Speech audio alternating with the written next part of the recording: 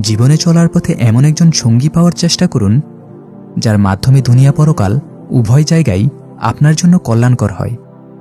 জীবনসঙ্গী শুধু আপনার দুনিয়াবী সঙ্গী নয়, পরকালেরও বটে। এই সঙ্গীর মাধ্যমে জান্নাত লাভ করা আপনার জন্য অনেক সহজ, আবার জাহান্নামী হওয়াও সহজ হবে।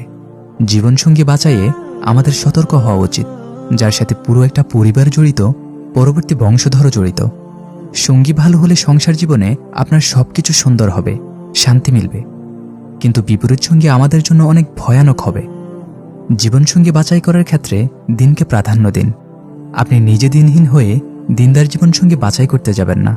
মনে রাখবেন, এখানে পরের হক জড়িত। শুরুতে নিজে দিনদার হন, তারপর দিনদার জীবনসঙ্গী বাছাই করুন।